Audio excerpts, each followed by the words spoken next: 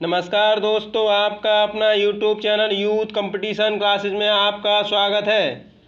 आइए आज से भारतीय संविधान यानी इंडियन कॉन्स्टिट्यूशन की क्लास शुरू करते हैं। आज का हमारा टॉपिक है भारतीय संविधान के विकास का इतिहास। अगर आपको ये क्लास अच्छी लगे तो लाइक, शेयर एंड सब्सक्राइब करें। तो भारतीय संविधान के विकास का इतिहास 1773 से 1947, 1757 ईस्वी की प्लासी की लड़ाई और 1764 ईस्वी में बक्सर के युद्ध को अंग्रेज़ों द्वारा जीत लिए जाने के बाद बंगाल पर ब्रिटिश ईस्ट इंडिया कंपनी ने शासन का शिकंजा कसा। इसी को अपने अनुकूल बनाए रखने के लिए अंग्रेज़ों ने समय समय पर कई एक्ट पारित किए जो भारतीय संविधान के विकास की सीढ़ियाँ बनी। वो अग्रलिखित प्रकार हैं, यानी कि संविधान किसी भी देश के संविधान की संरचना मात्र एक दिन की उपज नहीं होती, बल्कि संविधान एक सतत विकास का परिणाम होता है। संविधान सतत विकास का परिणाम होता है। संविधान किसी देश की एक दिन की उपज मात्र नहीं होती। भारतीय संविधान के ऐतिहासिक विकास का काल सन 1600 ईस्वी से ही शुरू हो गया था। उस समय ब्रिटेन में ईस्ट इंडिया कंपनी की स्थापना हुई थी। आइए पॉइंट नंबर 1 कह रहा है 1773 का रेगुलेटिंग एक्ट। इस एक्ट के अंतर्गत कलकत्ता में एक प्रेसिडेंसी स्थापित की गई जिसके गवर्नर जनरल और उसकी परिषद के 4 सदस्य थे जो अपनी सत्ता का उपयोग संयुक्त रूप से करते थे। इनकी मुख्य बातें इस प्रकार हैं, यानी कंपनी के शासन पर संसदीय नियंत्रण स्थापित किया गया और बंगाल के गवर्नर को तीनों प्रेसिडेंसियों का जनरल नियुक्त किया गया। कलकत्ता में एक सुप्रीम कोर्ट की स्थापना की गई 1773 के रेगुलेटिंग एक्ट के अनुसार। और क्या क्या हुआ इस एक्ट के अनुसार मैं बताता हूँ। यह एक्ट ब्रिटिश संसद ने पारित किया था। इसी अधिनियम के अनुसार 1774 ईस्वी में कलकत्ता में एक सुप्रीम कोर्ट की स्थापना हुई जिसके मुख्य न्यायाधीश कौन थे? सर एलिजा इम्पे मुख्य न्यायाधीश थे। सर एलिजा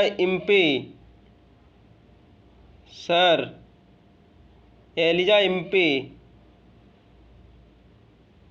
और इसके 3 अन्य न्यायाधीश थे। नंबर 1 चैम्बर्स, नंबर 2 लिवेस्टर, नंबर 3 हायड।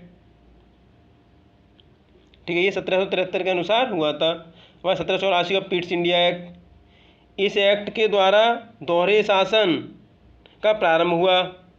ये मोस्ट इम्पोर्टेंट है। 1774 ये सब दोहरे प्रशासन का आरंभ कहाँ से हुआ? 1774 का पिट्स इंडिया एक्ट। इसमें कोर्ट ऑफ डायरेक्टर्स यानी व्यापारिक मामलों की देखभाल करता था, बोर्ड ऑफ कंट्रोल राजनीतिक मामलों की देखभाल करता था।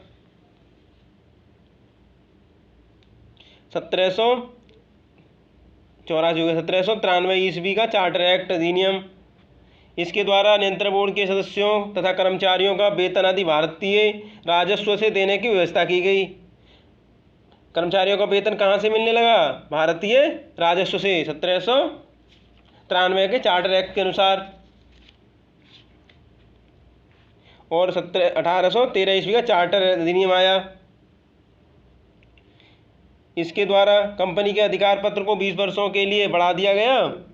कंपनी के भारत के साथ व्यापार करने का एकाधिकार छीन लिया गया।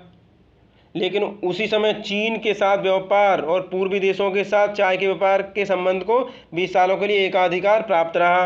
यानी चाय का व्यापार चीन के साथ और पूर्वी देशों के साथ चलता रहा। कुछ सीमाओं के अधीन सभी ब्रिटिश नागरिकों के लिए भारत के साथ व्यापार खोल दिया गया।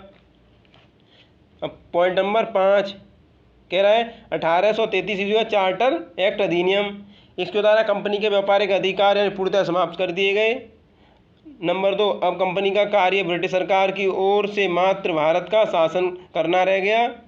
नंबर 3 बंगाल के गवर्नर जनरल को भारत का गवर्नर जनरल बना दिया गया, कहा जाने लगा। और भारतीय कानूनों का वर्गीकरण किया गया था। इस कार्य के लिए विधि आयोग की स्थापना की गई। विधि आयोग की स्थापना किस एक्ट के अनुसार की गई? 1833 के चार्टर एक्ट अधिनियम के अनुसार की गई, 1833। और क्या क्या हुआ? इसी एक्ट में एक औद्योगिक क्रांति की छाप कहा जाता है, और इस प्रकार देश की शासन प्रणाली का केंद्रीकरण कर दिया गया। इसी एक्ट के अनुसार किसकी अध्यक्षता में? लॉर्ड मैकाले की अध्यक्षता में प्रथम विधि आयोग बना था। ये विधि आयोग बना किसकी अध्यक्षता में? लॉर्ड मैकाले की अध्यक्षता में। प्रश्न नंबर 3 6 पॉइंट 1853 ईस्वी का चार्टर अधिनियम। इस अधिनियम के द्वारा सेवाओं में नामजदगी का सिद्धांत समाप्त कर दिया गया और कंपनी के महत्वपूर्ण पदों को प्रतियोगी परीक्षाओं के आधार पर भरने की व्यवस्था की गई। किस एक्ट के अनुसार? 1853 एक्ट के अनुसार प्रतियोगी परीक्षाओं को भरने की व्यवस्था की गई परीक्षा के माध्यम से। इसमें और क्या क्या हुआ? यह अंतिम चार्टर एक्ट था, अंतिम था, ये लास्ट था 1853 का लास्ट। और क्या हुआ? डायरेक्टर के द्वारा ना होकर प्रतियोगी परीक्षाओं के द्वारा होने लगा। पहले क्या होता था? डायरेक्टर। इसी के अनुसार सर्वप्रथम संपूर्ण भारत के लिए एक विधानमंडल की स्थापना की गई, स्टेट असेंबली विधानमंडल की स्थापना इसी के अनुसार की गई 1853 के अनुसार। अब आते हैं 1758 का एक्ट। 1758 ईस्वी का चार्टर एक्ट अधिनियम क्या कहता है? भारत का शासन कंपनी से लेकर ब्रिटिश क्राउन के हाथों में सौंप दिया गया। अब ब्रिटिश क्राउन कंट्रोल करने लगा शासन को, भारतीय को। भारत में मंत्री पद की व्यवस्था की गई। अच्छा, नंबर 3 15 सदस्यों की भारतीय परिषद का सृजन किया गया। और नंबर 4 भारतीय मामलों में ब्रिटिश संसद की सीधा संबंध नियंत्रण स्थापित किया गया। अब डायरेक्ट कंट्रोल ब्रिटिश संसद करने लगी लंदन से। अब पॉइंट नंबर और क्या करो 1858 के चार्टर और क्या क्या हुआ? भारत सचिव यानी ब्रिटिश मंत्रिमंडल का सचिव होता था। इसकी सहायता के लिए 15 सदस्यीय समिति थी, और इसी के अनुसार भारत के गवर्नर जनरल को भारत का वायसरा बना दिया गया। ये बहुत इंपॉर्टेंट है। और इसी अधिनियम के अनुसार लॉर्ड कैनिंग द्वारा इलाहाबाद में पढ़ा गया था। इस अधिनियम कहाँ पढ़ा गया था? इलाहाबाद में। अब कहाँ? प्रयागराज, इलाहाबाद में पढ़ा गया इसे। और क्या गया? महारानी विक्टोरिया के 1 नवंबर 1858 ईस्वी की घोषणा पत्र को भारतीय शिक्षित वर्ग द्वारा अपने अधिकारों का मैग्ना कार्टा कहा गया। इसे और क्या गया? Magna carta. इसे 1858 के एक्ट को मैग्ना कार्टा कहा गया। पूछ लेगा मैग्ना कार्टा किस एक्ट को कहा गया, तो इसी को मैग्ना कार्टा कहा गया। मैग्ना कार्टा कहा गया, ठीक है। अब आओ 1861 ईस्वी का। 1861 ईस्वी का भारत शासन अधिनियम हुआ। गवर्नर जनरल की कार्यकारी परिषद का विस्तार किया गया, बढ़ा दी गई गवर्नर जनरल की कार्यकारी परिषद। नंबर 2 विभागीय प्रणाली का प्रारंभ कर दिया गया, और गवर्नर जनरल को पहली बार अध्यादेश जारी करने का अधिकार दे दिया गया, यानी शक्ति प्रदान की गई। नंबर 4 गवर्नर जनरल को बंगाल, उत्तर पश्चिमी सीमा प्रांत और पंजाब में विधान परिषद स्थापित करने की शक्ति दी गई, यानी गवर्नर की शक्तियाँ बहुत बढ़ा दी गई। अब 1861 ईस्वी का चार्टर शासन अधिनियम में और क्या हुआ? मंत्रिमंडल व्यवस्था का जन्मदाता कौन कहा जाता है? Lord Canning. जो मंत्रिमंडल बनाई थी उसका जन्मदाता लॉर्ड कैनिंग को कहा जाता है। इसी अधिनियम के अनुसार वायसराय को नए प्रांतों की स्थापना एवं सीमाओं में परिवर्तन का अधिकार भी प्रदान किया गया। गवर्नर वायसराय को अधिकार दिया गया कि नए प्रांतों की सीमाओं को बढ़ा सकता है, घटा सकता है, ये उसे अधिकार दे दिया गया। अब आते हैं 1892 ईस्वी का भारत शासन अधिनियम। 1892 का, इसमें क्या क्या हुआ? अप्रत्यक्ष चुनाव प्रणाली की शुरुआत हुई। नंबर 1 अप्रत्यक्ष चुनाव प्रणाली की शुरुआत हुई, और इसके द्वारा राजस्व व्यय अथवा बजट पर बहस करने की कार्यकारी से प्रश्न पूछने की शक्ति भी मिल गई। ये बहुत अच्छा कार्य हुआ। अब तक कोई प्रश्न नहीं पूछ सकता था कहाँ कितना पैसा खर्च हुआ बजट का, अब ये भी शक्ति दे दी गई। और क्या हुआ इसमें? इसमें मतदान करने का तो अधिकार नहीं दिया गया। अब 10 पॉइंट क्या कहता है, 1909 ईस्वी का भारत शासन अधिनियम, इसे क्या बोलते हैं, मार्ले मिंटो सुधार 1909। इसमें मार्ले और मिंटो थे। मार्ले कौन थे, भारतीय सचिव थे, ये भारतीय सचिव, इसे सचिव बोलते थे। मार्ले मिंटो थे, इसे भारतीय सचिव बोलते थे मार्ले को। मिंटो कौन थे, वायसराय, ये तो सचिव थे, सचिव। मिंटो कौन थे, वायसराय थे।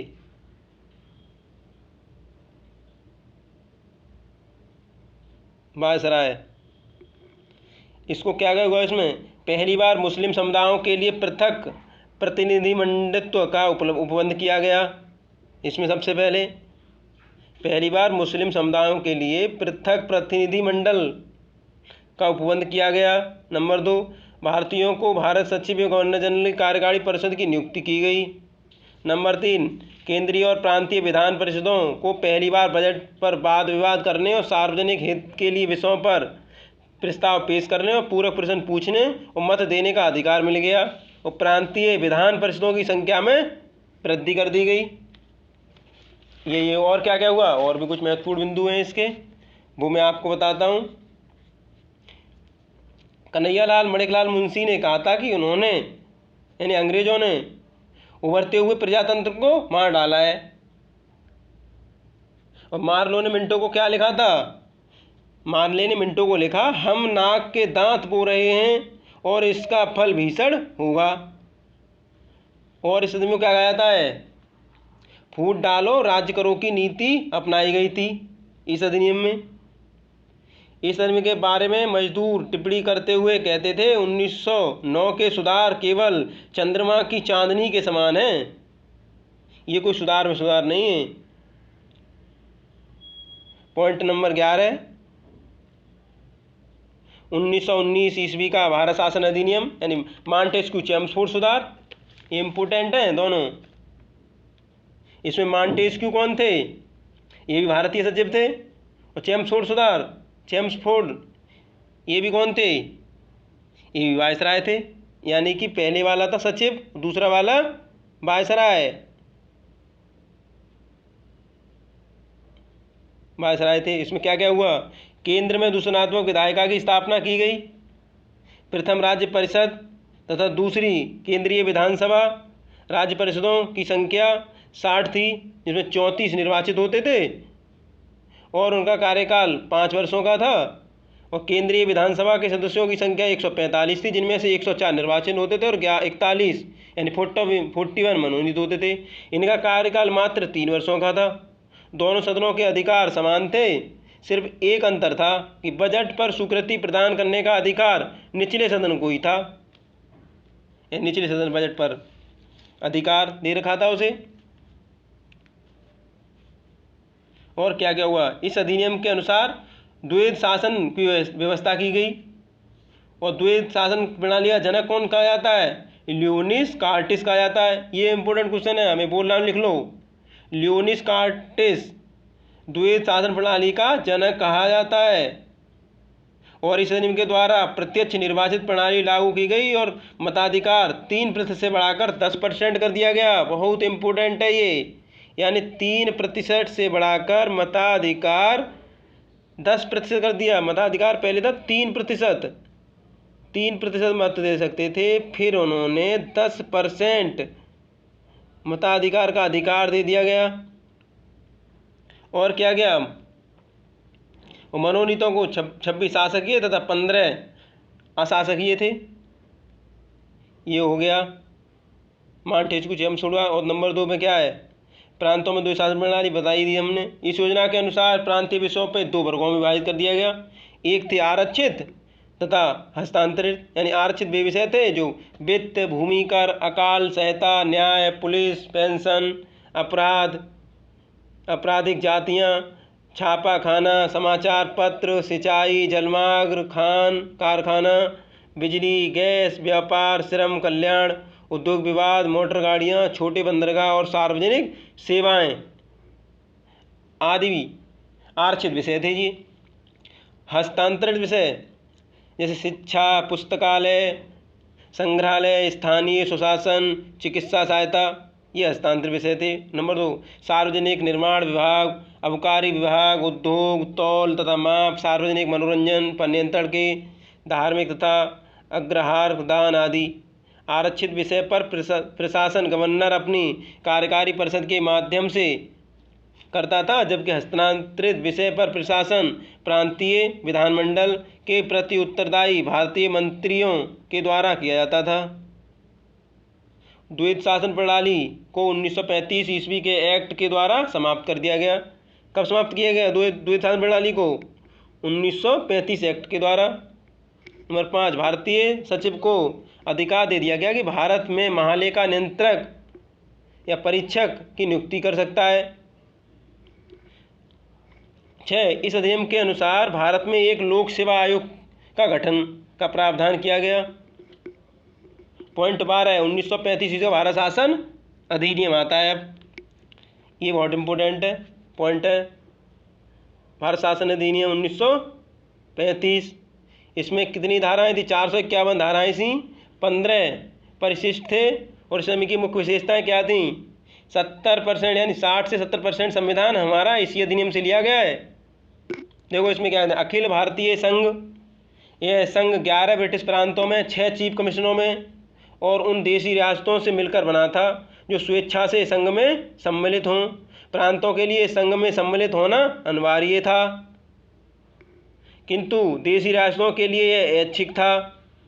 देशी रियासतों संघ में सम्मिलित नहीं थीं और प्रस्तावित संघ की स्थापना संबंधी घोषणा पत्र जारी करने का अवसर ही नहीं था। नंबर 2, प्रांतीय स्वसत्ता। इस अधिनियम के द्वारा प्रांतों में द्वैध शासन व्यवस्था का अंत कर दिया गया और एक स्वतंत्र और स्वशासित संवैधानिक आधार प्रदान किया गया। स्वशासित, ठीक है। नंबर 3, केंद्र में द्वैध शासन की स्थापना। कुछ संघीय विषयों जैसे सुरक्षा, वैदेशिक संबंध, धार्मिक मामले आदि को गवर्नर जनरल के हाथों में सुरक्षित रखा गया। अन्य संघीय विषयों की व्यवस्था के लिए गवर्नर जनरल को सहायता और परामर्श हेतु मंत्रिमंडल की व्यवस्था की गई। मंत्रिमंडल व्यवस्थापिका के प्रति उत्तरदायी था। 4,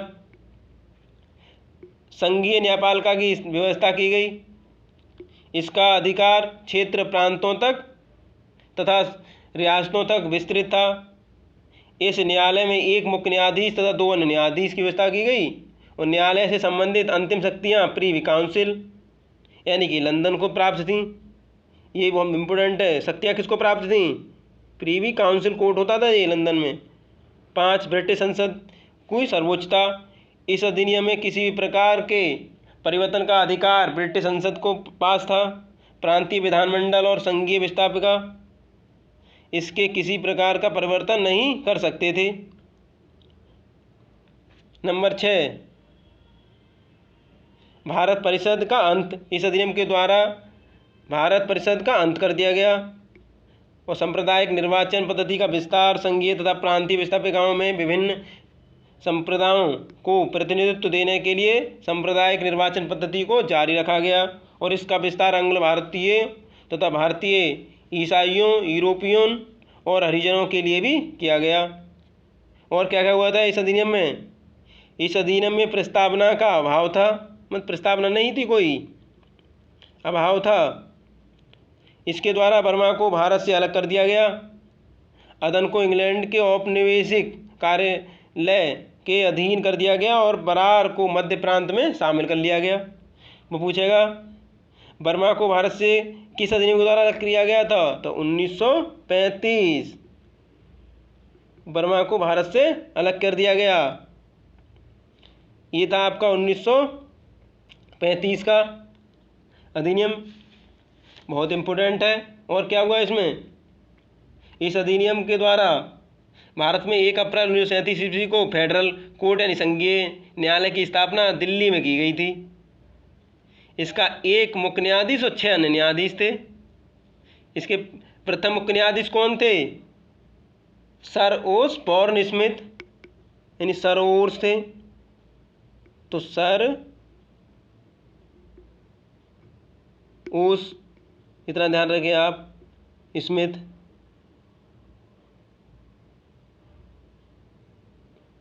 मुख्य न्यायाधीश थे और 6 अन्य न्यायाधीश थे इसके।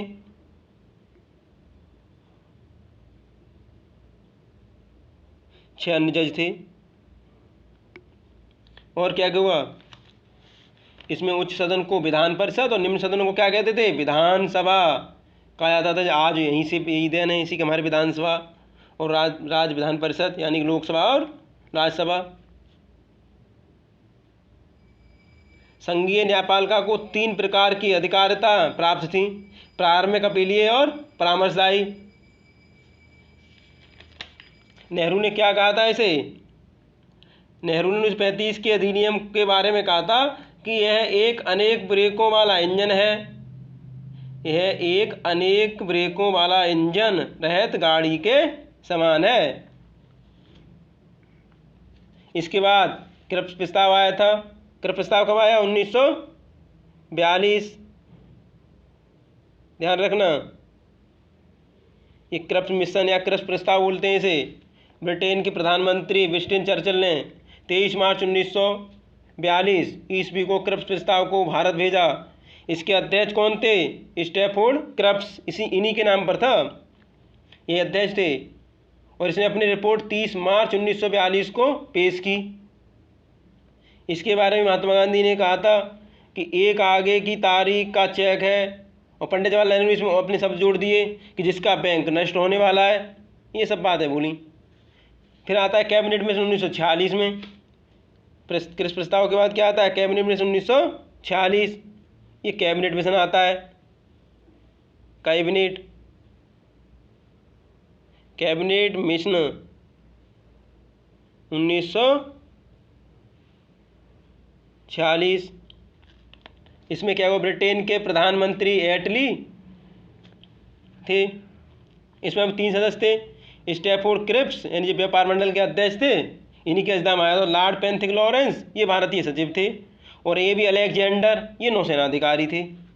इन तीनों सदस्य थे और एक क्रिप्स इसके अध्यक्ष थे। कैबिनेट मिशन के अध्यक्ष यानी अध्यक्ष लॉर्ड पेंथिक लॉरेंस थे। इन्होंने 16 मई 1946 ईस्वी को अपनी रिपोर्ट पेश की। इसमें कहा गया कि संविधान सभा के लिए चुनाव होना चाहिए। इन्होंने बोल दिया कैबिनेट मिशन ने कि संविधान सभा के लिए चुनाव होना चाहिए, चुनाव के लिए बोल दिया, ये बात बता दी। इसी के आधार पर 1 नवंबर 1946 ईस्वी को संविधान सभा का गठन किया गया। वो पूछेगा संविधान सभा का गठन किसके अनुसार किया गया, तो कैबिनेट मिशन 1946 के अनुसार संविधान सभा का गठन, संविधान सभा का गठन 1946 कैबिनेट मिशन के अनुसार हुआ। ठीक है। और संविधान सभा की सदस्य संख्या कितनी थी, 389 निश्चित की गई। इसमें से कितनी कितनी थी, 292 ब्रिटिश प्रांतों से, कितनी थी, 292 ये ब्रिटिश प्रांतों से, और 93 सदस्य देसी रियासतों से, और 4 चीफ कमिश्नरी क्षेत्रों से, 4 और थे चीफ कमिश्नरी क्षेत्रों से थे, 4 ये चीफ कमिश्नरी क्षेत्रों से थे। इसके बाद हैदराबाद एक ऐसी रियासत थी जिसने प्रतिनिधि संविधान सभा में सम्मिलित नहीं हुआ। इसके बाद आता माउंटबेबल योजना 1947, ये भी जरूरी है। 1947 ईस्वी का भारतीय स्वतंत्रता अधिनियम भी बोलते हैं।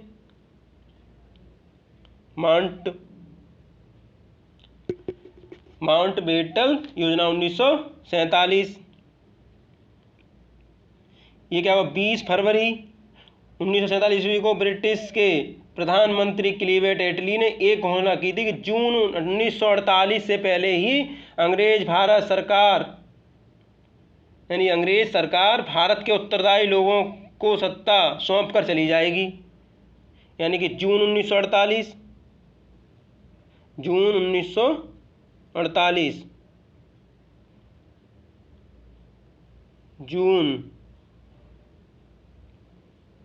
1948 को सत्ता भारतीय के हाथों में सौंप दी जाएगी, ये बोल दिया गया।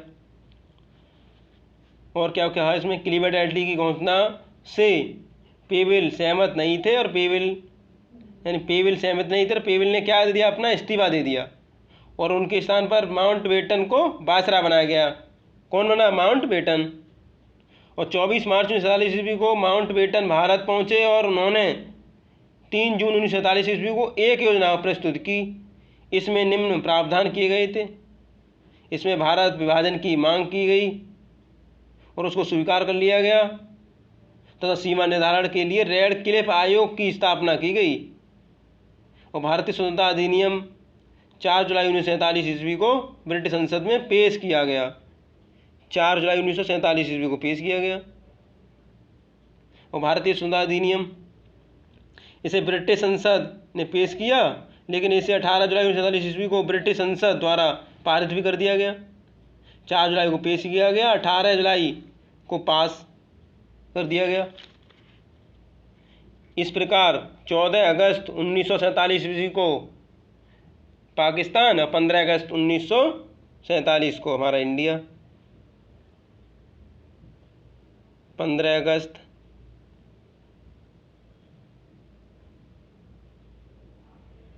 1947 को आज़ाद हुआ। भारत से ब्रिटिश सत्ता को हटा लिया गया। 15 अगस्त को अब सत्ता समाप्त कर दी ब्रिटिश। फिर संविधान सभा बनी और संविधान से देश फिर आगे हमारा सुचारू रहा और संविधान को एडॉप्ट भी कर लिया गया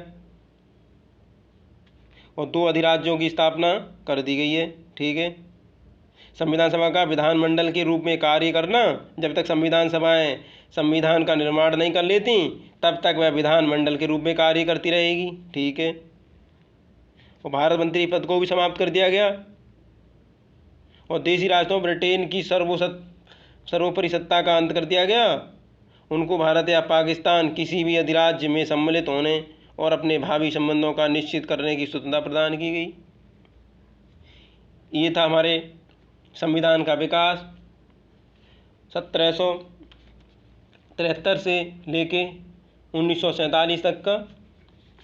अगर आपको ये शॉर्ट वीडियो पसंद लगे तो लाइक, शेयर और सब्सक्राइब अवश्य करें और मैं आगे भी इसी तरह की video, notes based short video लाता रहूँगा जिससे आपकी तैयारी पूरी हो सके। Thanks for watching.